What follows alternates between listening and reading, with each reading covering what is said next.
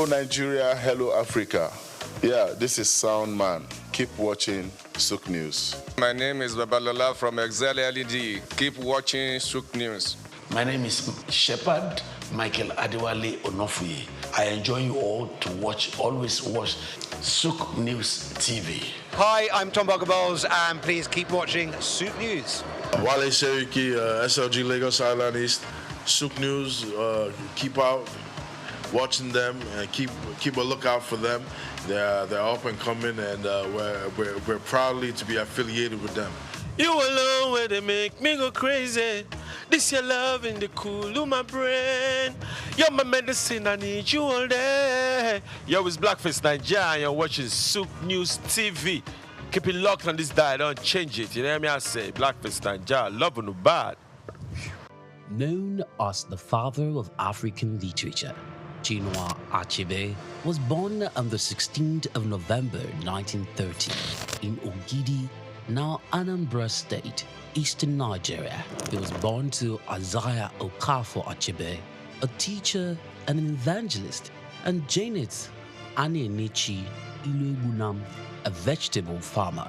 Achebe has reshaped the global understanding of African identity through the power of storytelling. Raised during the twilight of colonial rule, Achebe's education was steeped in both Igbo tradition and the Western values of post-colonial Christianity.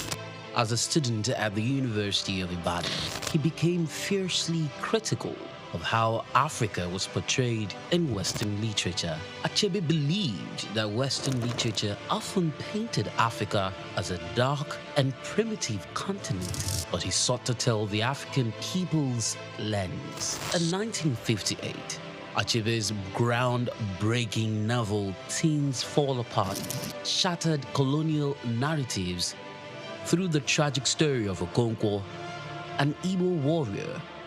Achebe illuminated the complexities of African culture and the devastating effects of European colonization.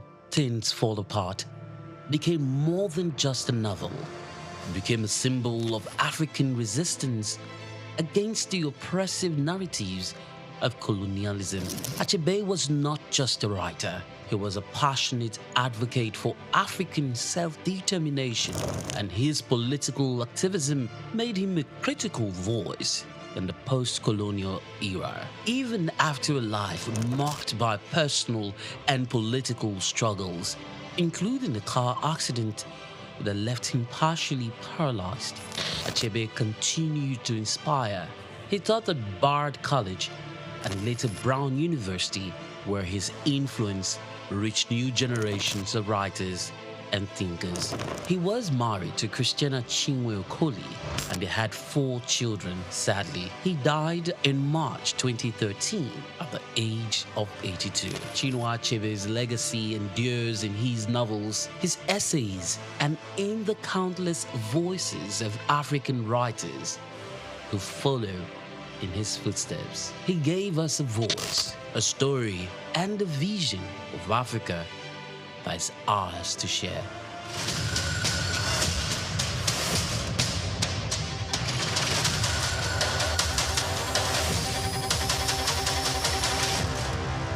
My name is Shino Gbadegeshin. I'm the CEO of Gozi Micro Insurance. Continue to watch SOUQ News. Adenike Adeyemi, Executive Director of Faith Foundation. Keep watching SOUQ News. My name is Shepherd Michael Adewale Onofuye. I enjoy you all to always watch SOUQ News TV. Hey everyone, Majuli Obaje here representing Gigi. Keep watching SOUQ News, okay? Stay updated with SOUQ News. My name is Aton Kene. I am the head of MSME Banking. Please keep watching SOUQ News and stay glued to SOUQ News. I recommend that more and more people should watch SOUQ News because they deal with business news. Hi, my name is Amaka Wokolo. I am the director of the Faith Institute at Faith Foundation. Keep watching SOUQ News.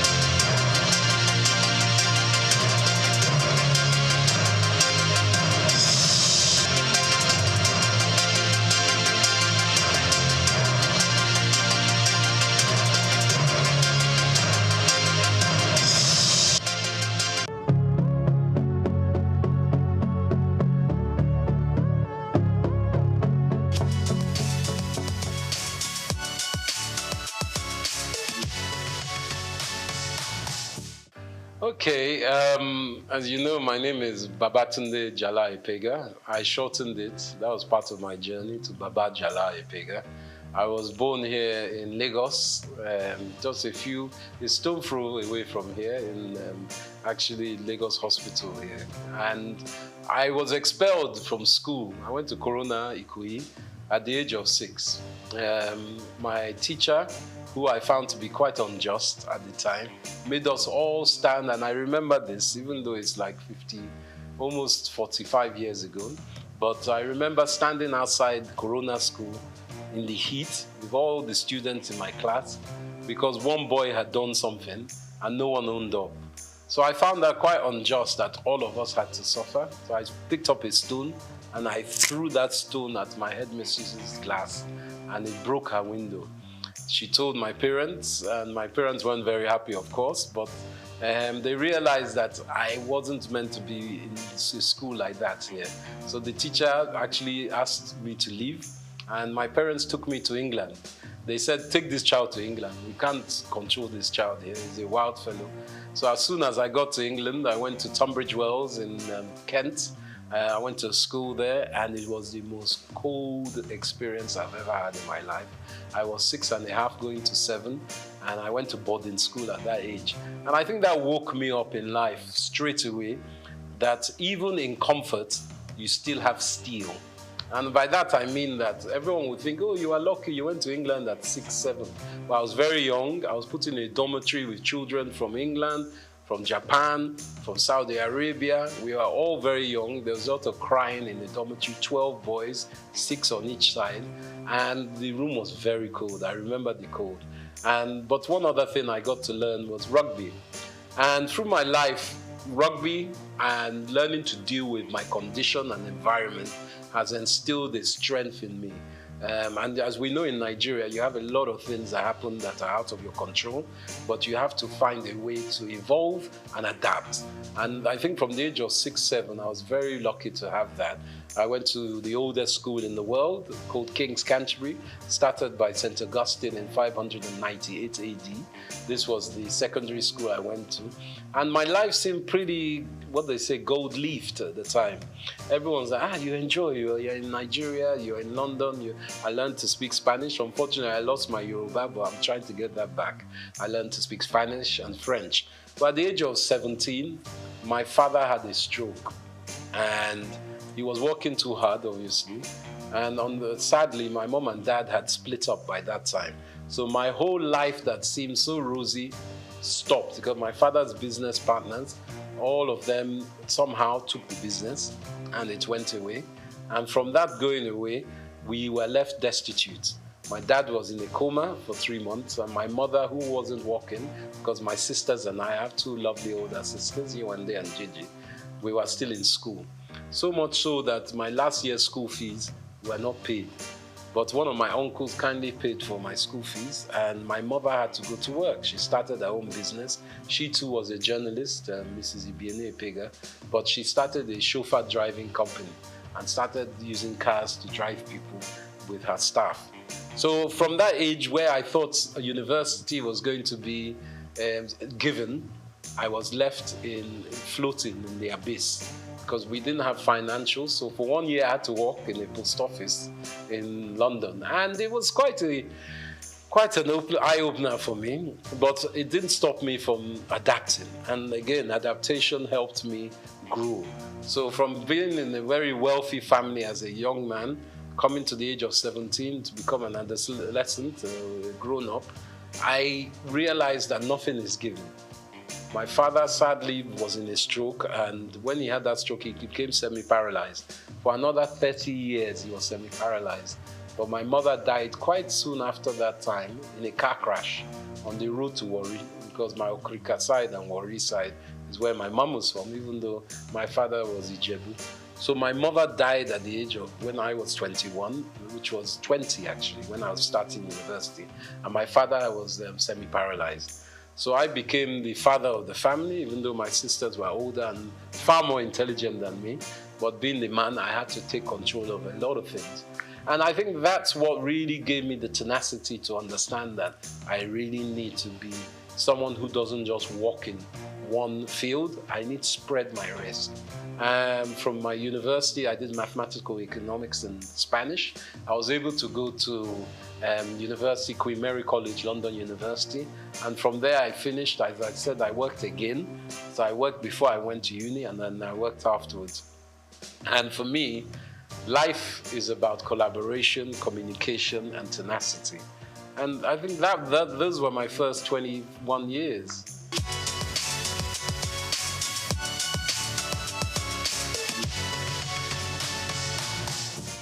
There were less people in Lagos in those days.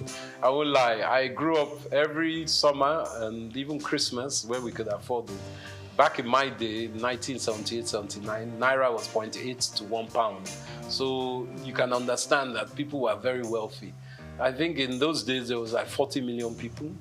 It wasn't that much of it because my dad was an estate surveyor. So we used to go to Abuja a lot.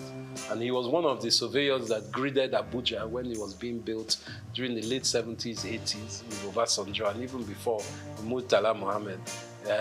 They were gridding it. And Lagos, or should I say Abuja, was made the capital. And Abuja is a model city of Milton Keynes, which is a model city of Paris. Just like Brasilia in Brazil was changed from Rio de Janeiro as a capital. So for me, coming back to Lagos was a joy. I enjoyed it because I was young. We used to just walk, run the streets on our bicycles and cycling, just exploring. Everything was open. There weren't as many cars. It was no big apartments, and there weren't as many people. So I had a beautiful time. There were a lot of lizards on the ground, and we used to throw stones at them. But that was my own youth. We used to go to the beach a lot. Bar Beach was around. It's not around now. Sadly, my dad used to take me to Bar Beach to see the capital punishment killings of armed robbers, and even Dimka, who was one of the leaders of the coup d'etat against Murtala Mohammed. We saw him shot there. Saturdays was a big day. And NTA used to have a channel. I think they still have their studio there. So one of our aunties, Ms. Julie Coker, was there. So we saw a different side of Nigeria. We would go to Ibadan. We'll go to Ijebu, we'll go to Benin, we'll go to Port Harcourt by road. In those days, you could travel, and along the way, we go to Akure, you pick up mangoes, you pick up coconuts, my dad will pick up palm wine, all these things on the road that I don't know if you get it now because security is an issue. So for me, it was a romantic time.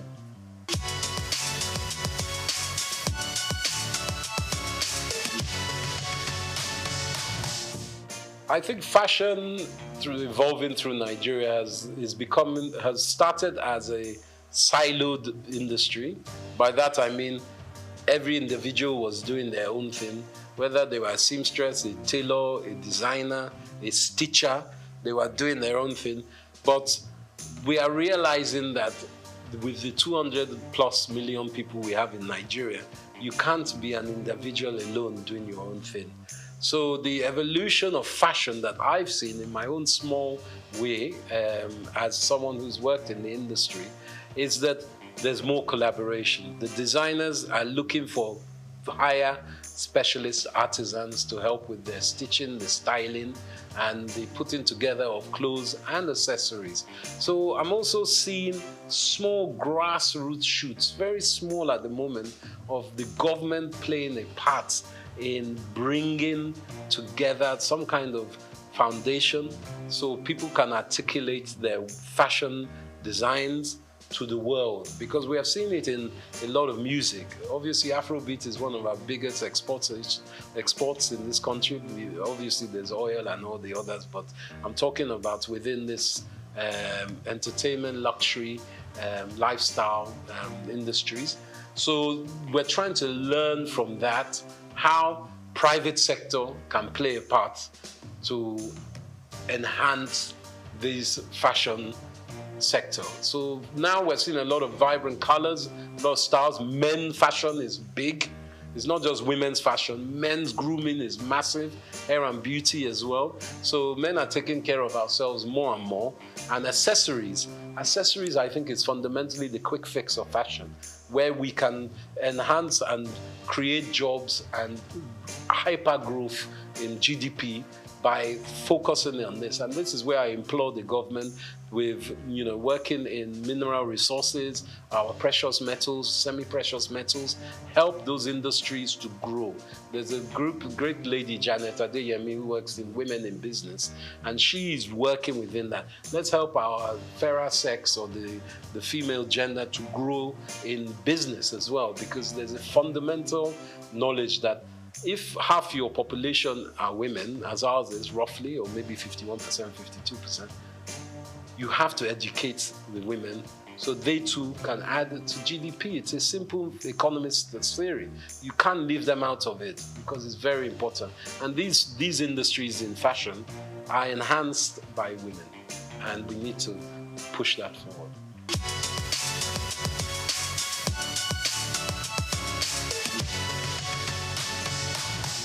I think the banking system needs to be augmented, and I'm saying this from the government's perspective.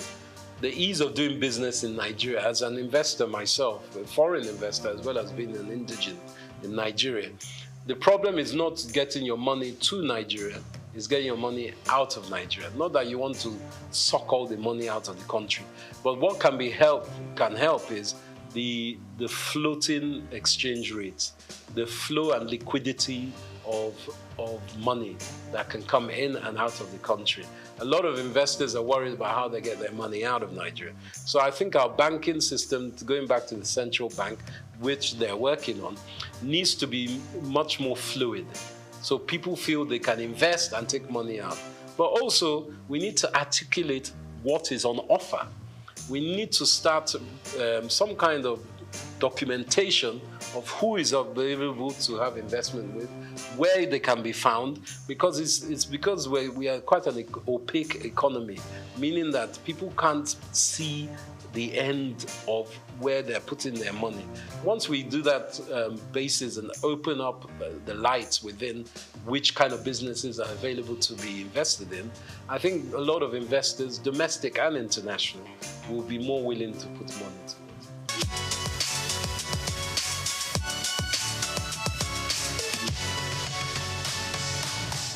I think content creation for me has been an evolution. I started as an ex-banker, as I said. I used to trade futures and options in Barclays Bank. I was on the Life Exchange, trading bonds, and I found that wasn't my life. I wanted to be more closer to people. Some people can be bankers on the trading desk or trading floor, but not for me. So I started doing events. I was very lucky enough to show that I was quite adept at doing events. So a big company called Richemont, they owned Cartier, Dunhill, Hackett. They were part of British American Tobacco. They took me on to do their events. So I was doing a lot of polo matches, a lot of Christmas parties, a lot of brand activation events in England. So for me, I got a lot of content knowledge from that. Different styles, people, different countries. But in the last 10 years, I felt that helping companies like LinkedIn, Google, all kinds of big banks in Europe and America was not my remit. My business, EMC3, was going very strongly in America. But as a Nigerian man, I didn't feel love in America. I know that everyone says it's the land of opportunity, but being someone of my own African descent, I didn't like the mentality there. People are good, but the infrastructure is racist institutionally, as we know. So I felt I wanted to give something back to Nigeria. And with all the 20 years of, at that time, about 17 years of knowledge I'd gained from doing some of the best Grand Prix parties in the world, Formula One, around Monza, Silverstone, Abu Dhabi, I was doing a lot of events. I thought, let me take this back to Nigeria. I didn't have to come back to Nigeria. I wanted to. And I know with all our grievances with Nigeria, if you ask many Africans about Nigeria, they'll say, they look up to us. You guys, you have Chinua Achebe, you have Wole Soyinka, you have Fela Kuti. What's your problem? You have Chimamanda Adichie. What's your problem?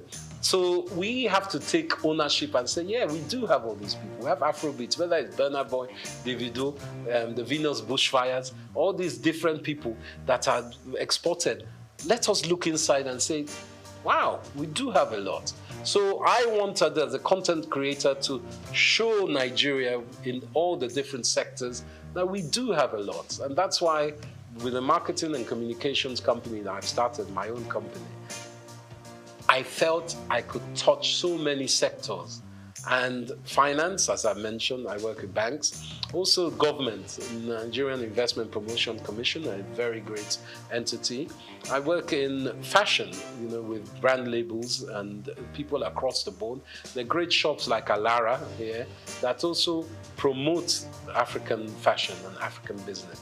And did you know even Leventis does a lot of research, Nigerian bottling company, to help this country. And do you know Nigeria was blowing glass 1,000 years, almost 1,000 years before Europe knew glass blowing. And it's been found in Oyo State only recently. So it's very important that architecturally, we take ownership of our country. The Nok civilization that has been in the mid to, I think it's above Abuja, near Benue, and even Niger River, above those basins, that has a lot of artifacts and a lot of archaeological excavation potential. But we've allowed that just to linger. People have stolen a lot of our artifacts. Nigeria was known for Benin bronzes. We were the best smelters of iron before people were smelting iron. So these are things we have to take stock of. And me as a content creator, I bring all that information together and I make sure that people acknowledge it and are aware of it. So then that will uplift us all.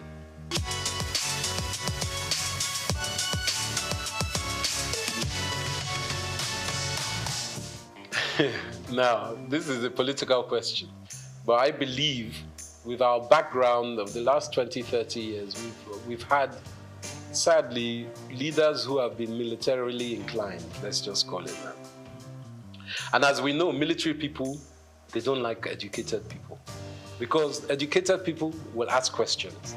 So we have had what we call a dismemberment of education in Nigeria for the last 35 years. And that has played an endemic part in retarding the gross domestic productivity of our country because our youths and even people up to my age and older have not had the infrastructure, middle-class education that is needed for a country to grow. You look at the Industrial Revolution in the 19th century in Europe, especially in Britain, and you look how they were expanded by merchants and artisans and specific skilled workers. Apprenticeships were big, education was huge. There was what they call a noblesse obligée, a nobility obligation that people who are rich give back to institutions, not to church, to institutions that will help education. And that is where I think we've had a disconnect. Education was lacking. So for me, the way that we can help, it takes time. This new government is in. They are trying to implement the 8-point agenda, which is a good agenda. But everyone's looking for results now. Nigeria has been in a very bad state. There's global downturn. Obviously, cost of living is so high as it has been for a while. Nigeria is exacerbated, but in Europe, cost of living is high. There are some stupid wars going on around the world that has meant oil prices have skyrocketed. And with the rocketing of oil, everything goes up price-wise. So Nigeria needs to reevaluate education and apprenticeship. I believe even in fashion industry especially, apprenticeship is very important. Whether it's weaving, designing, marketing, online, whatever it is, factories, you need apprenticeship. And that's the quick fix of education. But education is fundamental to everything. Education of men and women, or girls and boys, both. Let's be honest, we need both sides of our genders to work together. Yoruba, we've always been what we call a dual binary kind of culture. We've always thought of male and female as one, and it's very important. Even in our names, Taiwo and Kehinde, we won't know if it's male or female. So we have to really educate ourselves that we can work together. And I think our women are our future. I can't even emphasize that more. And education is key. But it takes time.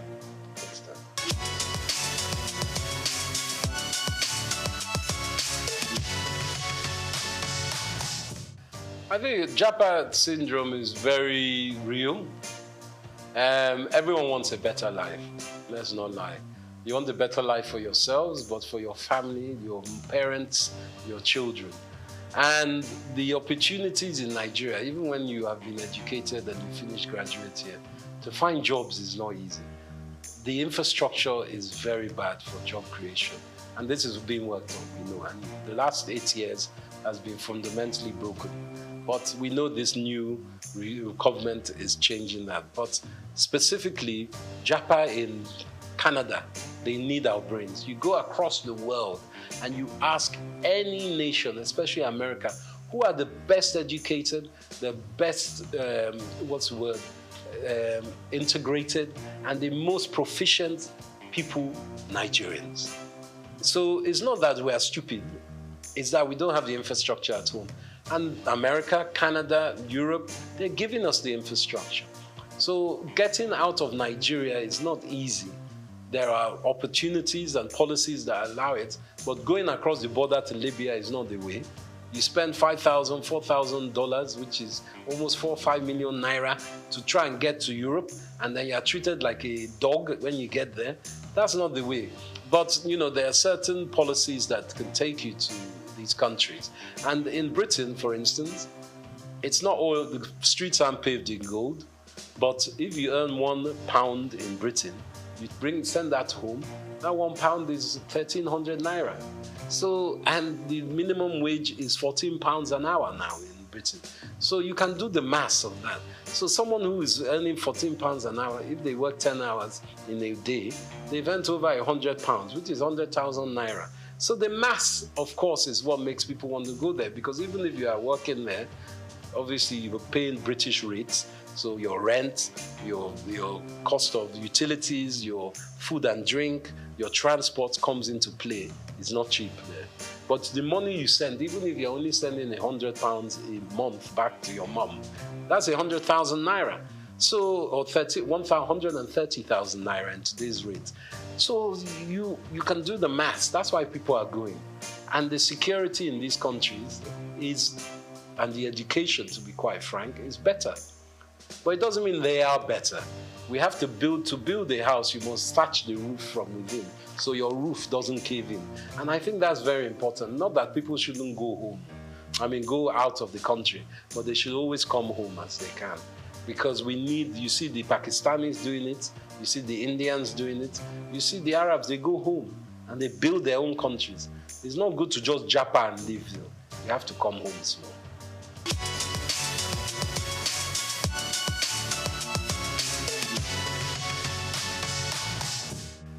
I think my success is down to, as much as I can say a success, because it's still a book that is not finished and the stories are still unwritten, is a tenacity of hard work. It's very important that people understand that it takes a lifetime to look like an overnight success. It doesn't just come. What I'm still doing, I'm not the most successful in my business, but I love my business. And if you can find something that you love and you can make money out of, then you're in heaven on earth, to be quite frank. I think my spirituality and my faith is very important, as is my wife's. My wife, Helen Epega, she wrote the world's first Pidgin English opera. And we've been staging it here in London. We played in Cape Town, in Nairobi, and in Lagos, And we've staged it in London. We're at the Royal Albert Hall next year. I'm executive producer of that. So I think my success, to add to that, is that I put all my eggs in one basket. And I work very hard to make sure I research and obtain knowledge of the next thing, or what was the last thing. I'm a historian as well. And I put things in perspective. And I try to add value as I can. But as my momsy used to say, you have 2 ears and 1 mouth for a reason. So I like to listen as well. And from children you can learn, from grandpapa you can learn. So humility is very important. I'm not arrogant with it. And I think that's the most important part. Collaboration, humility, and shared drive. But also knowing that for me, Saturday and Sunday, I'm off. That's my time for the family. I I take a break. Sunday, even God rested on the seventh day. Me too, I rest. I'm not 24/7, even though this weekend we have a big fashion event, but that's work. But when I take my tools down, it's tools down. No one can call me on Sunday morning.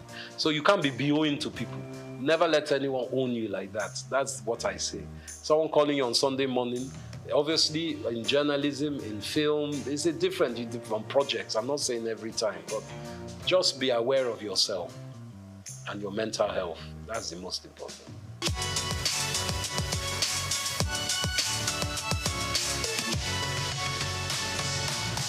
Sure. The world's first pidgin English opera is a show about a Nigerian fabled people. It's almost like Orisha, but it's not. There are people who are Mami Waters as well as they are spiritual people. They are the guardians of the galaxy, to use an expression. There is God, the all-faithful God, and the all-knowing God, omniscient, omnipotent. But below that, there are all these almost demigods that look after, let's say, this sector of the universe. And these people are singers. They sing opera. But they sing it with pidgin English. And you know, pidgin is a language that is known by most Nigerians, but it's a language that people shun and say, it's a bad language. But they speak pidgin in Hawaii. They speak pidgin in China. They speak pidgin, Old English Cockney is pidgin. American even is a form of pidgin because they Yankified English. So what my wife has done, Helen Epega, she's also known as the Venus Bushfires. She's an Afrofuturist musician. She composes songs. So she put together this compilation, which is a pidgin English opera musical. And it's a show that lasts for about 45 minutes or an hour and a half. It depends if you're doing the short version or long version.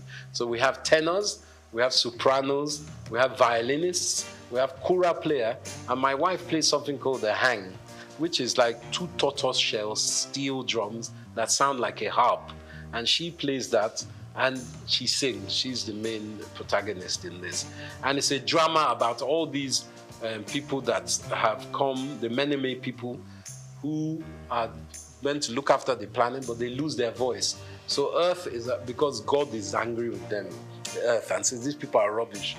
But the many people say to God, please, give them one more chance. They're not that bad. I know they're fighting, there's lots of wars, but give them another chance. So the lead kanate of these many people has to go to the Venus Bushfire, which is the heavenly celestial place, to bring the voice back, to sing Earth back into harmony.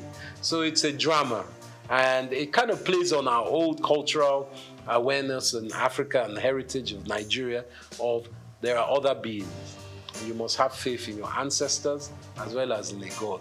And the deities, as we know in Yoruba, I think there are 7 deities, and these are very important cultural awareness that we try to give to children as well.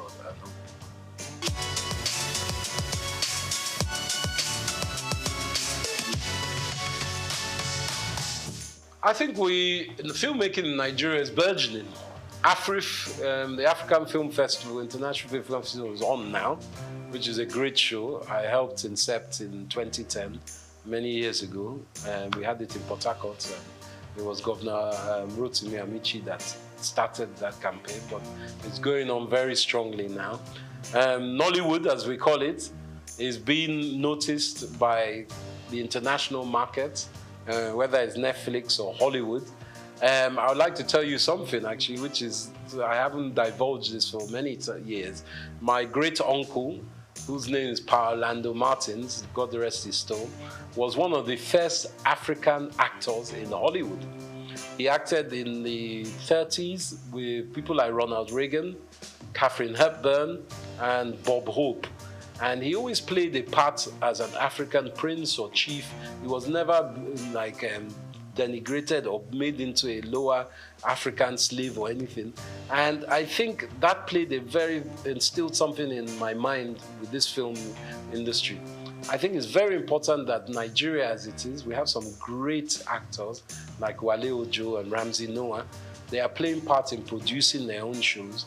And it's very important. Like in America, you obviously have people like Mel Gibson, Robert De Niro, who have produced their own films as well.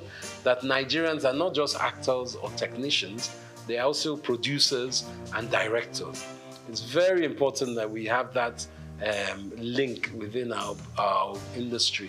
And we make friends and we forge relationships, not just with Hollywood. There's Bollywood, the Indian industry, and there's also China, because China's film industry is massive. Technically, I think that just as big as Hollywood. So we must look to ourselves in Africa as well. There's some great film makers from Zimbabwe, South Africa, Ghana, and I think collaboration is, I always use collaboration because I would not be here without collaboration. Obviously, my wife, you collaborate with your spouse, but also my businesses. I have very good English business partner, Israeli business partner. I've started a new business. I collaborate with all kinds of industries and different sectors. So for film industry, I think it's important that we push our heritage forward because people want to know about Nigeria. They love, in Africa, they love Nollywood stories, and that's a fact. And we can expand by using distribution. Distribution is key. Netflix, all the Hollywood film houses, negotiate with them. Even if you don't get the best price for this show, make sure you check your contract, make sure you get it for your next film. So I think that's important, distribution.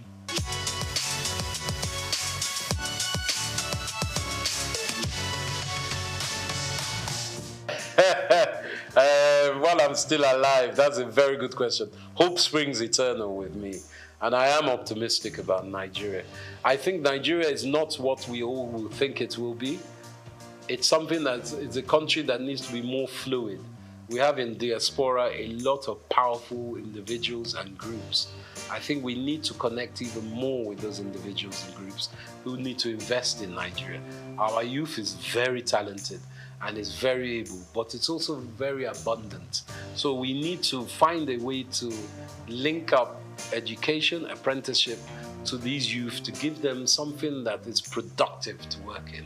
And that means expanding your mind as parents. It's not just doctors, lawyers, bankers that we need.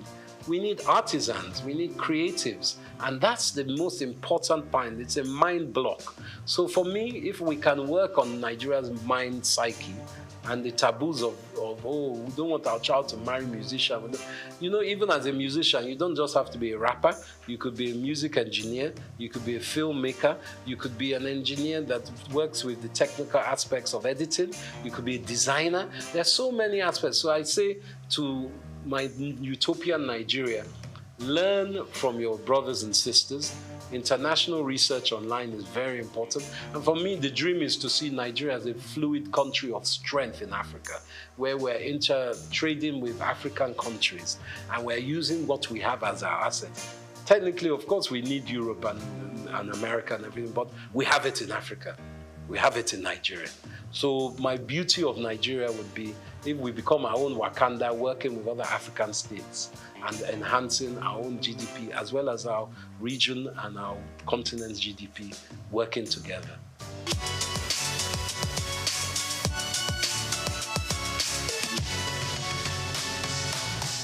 Gosh, my favorite, what's the first one? Food. As you can see, I like my food.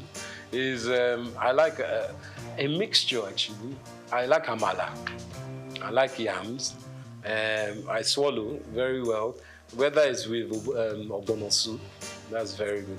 But also, from my mother's riverside, there's one okra, seafood okra that my mom used to make.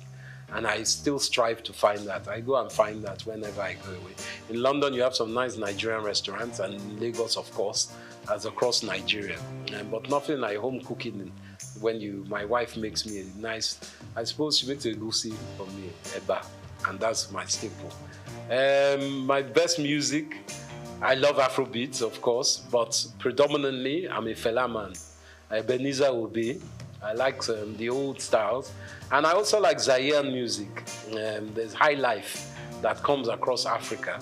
But to be lied to say I don't like Jimi Hendrix. I like Jimi Hendrix. He's a guitarist, a Native American, African American guitarist. I love his kind of music. So those are my mainstays, and Gorillaz and De La Soul are still very great music of mine. Those are my Spotify at the moment. What was the other question? I like wrestling. They used to call it Gidigbo back in the day, Yoruba wrestling. I used to love that. I haven't seen that much lately, but I like Nigerian wrestling. Obviously, we play good football. We're great footballers as well, globally. But you said Nigerian sports. Polo. Nigeria, I like Nigerian polo as well.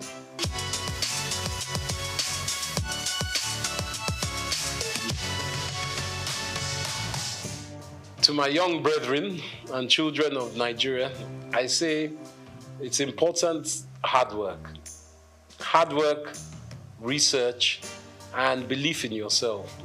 Obviously, times are very tough at the moment, and money is tight. But with your own creativity, you can build your empire from there. I always believe that from one's mind, you can make wealth, and you shouldn't give up. Obviously, if you're not very great at one thing, you find what you are great at. But always be honest with yourself and treat others how you want to be treated. And remember, collaboration is the key or the little sister of success. And always have a smile. Very important. That's what I say.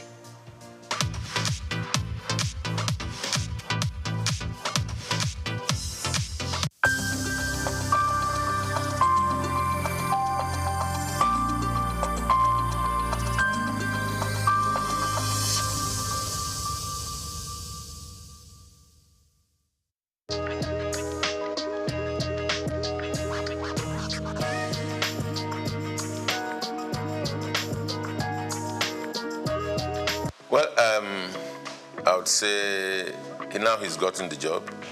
If this question had come before now, I would be able to say that I do not think we need him.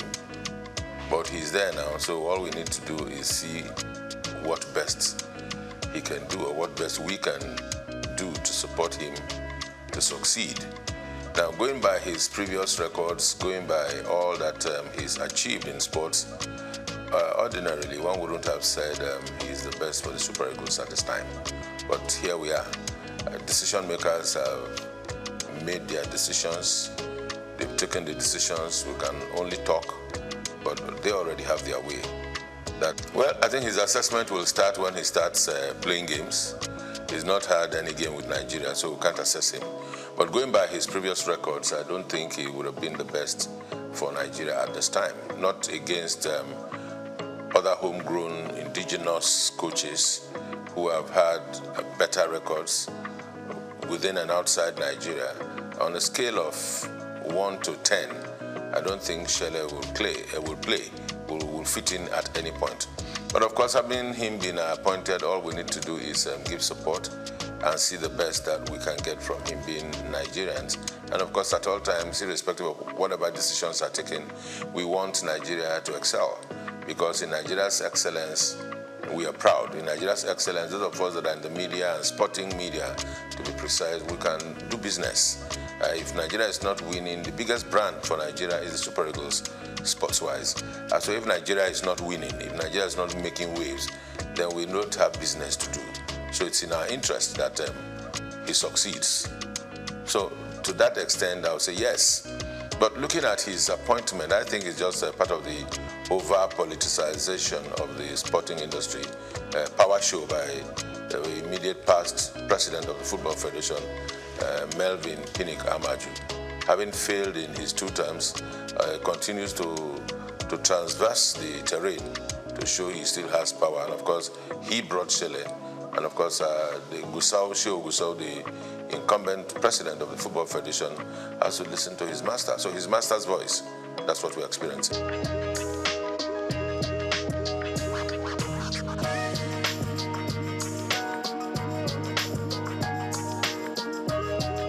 If they like, let them bring the Hirusadi. You see, there are things about Nigeria and Nigerian sports that should not surprise anybody.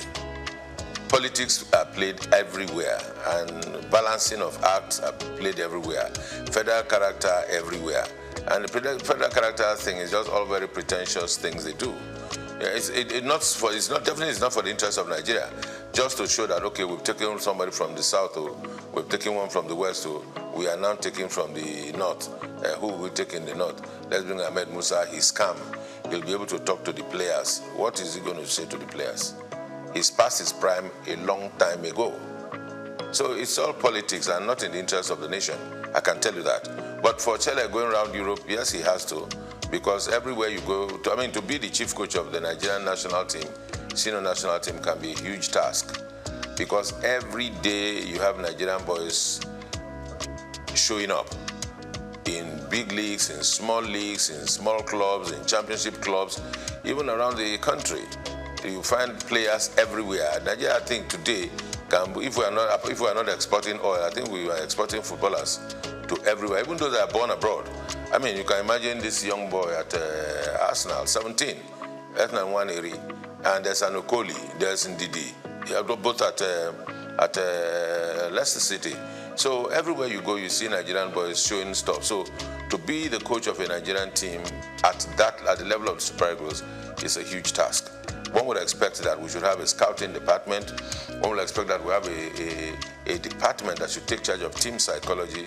We expect that we have the technical department or the directorate for technical at the Football Federation to be well equipped with people that are sound in mind, sound technically, and have capacity to work and deliver.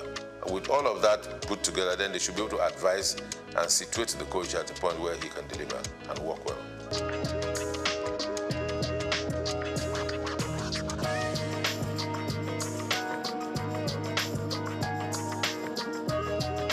Well, you see, I said yes, because I've been one of those that have always been clamoring that there's need to have a National Sports Commission.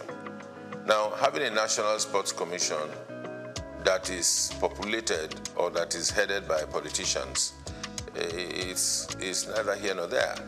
It may not take us anywhere. We need to separate our sport. Yes, sports, you cannot do away with politics at some level. But in terms of the administration, in terms of the management, in terms of the execution, there's need to be able to separate sports and politics. In the days where we held sway in sports, where the National Sports Commission functioned effectively, all of those that occupied the position as Director General, as directors in the then National Sports Commission, were professionals. If you recall from the days of Abraham Odia, Awotro Eleya, and of course Isaac Akioye, that laid the structure and foundation for a proper National Sports Commission just after the All-Africa Games, was a thoroughbred professional from the University of Ife. And there are other such professionals all about this country. And you need to ask, if we are not able to seek and give these people jobs and give them tasks to deliver, we always will go look for political loyalists to put in positions so that they answer to us. Politics is just, to me these days, it's more like a window for public relations for political parties and individuals that are into politics to express themselves, or maybe also at the same time also reward loyalists. That's what we find. So in terms of the technicalities on administration and management of sports, in its true sense, we're still very far from it.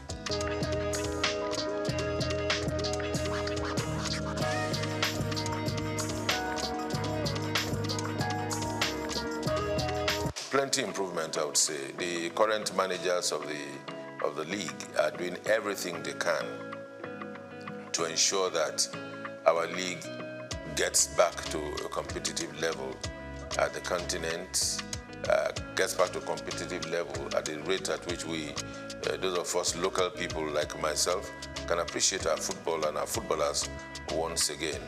The question to ask is to say, are we doing enough? The answer will be no.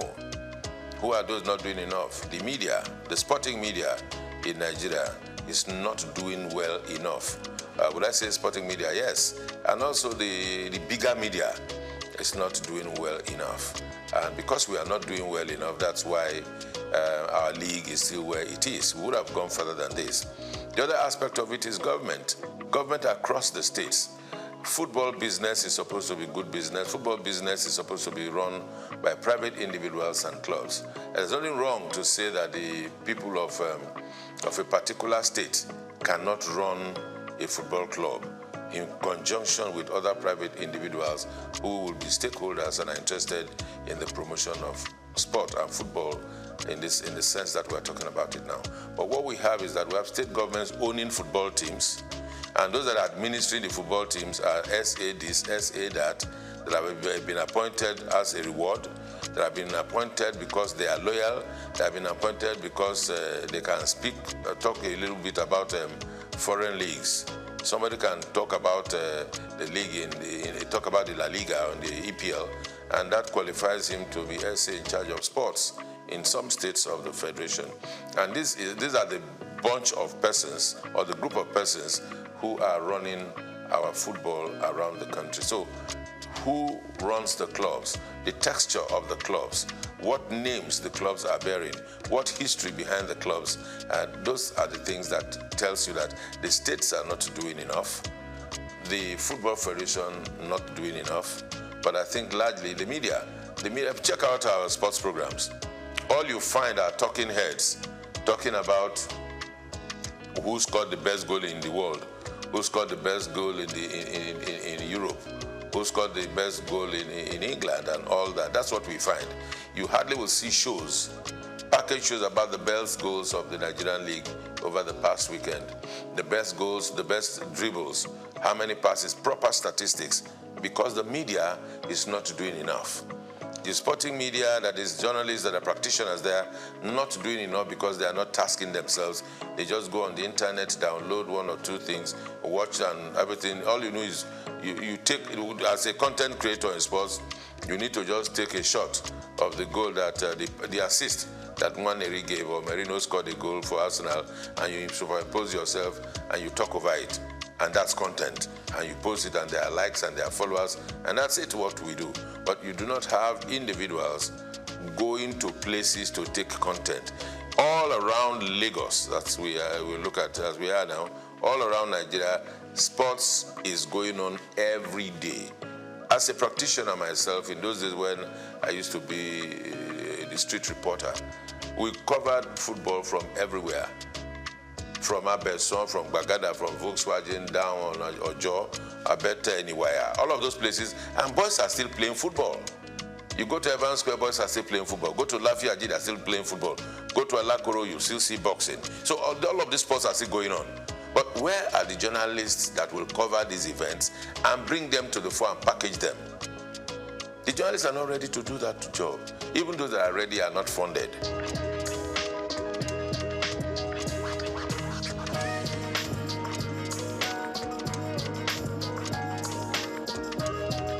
Those that work are not paid salaries.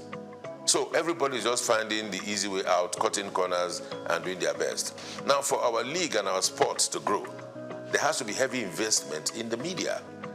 Because everything you see about the EPL, the La Liga, you take the EPL and analyze it, you see a variety of shows all about the weekend games, the weekend wrap, the best goals, the best flops, the referee angle, even the advertising and marketing. Because when all of this are put in a fray, then people can relate to it. People can leverage on it. Brands can come and give sponsorship. But we are not able to attract sponsorship because there's nothing for the brands to take away. Because if you give brands value, they will attach to it. And it never used to be so. Before 2006, the La Liga was not popular. The EPL was not popular. The Champions League was not popular. What were Nigerians watching? Because the media itself sold out.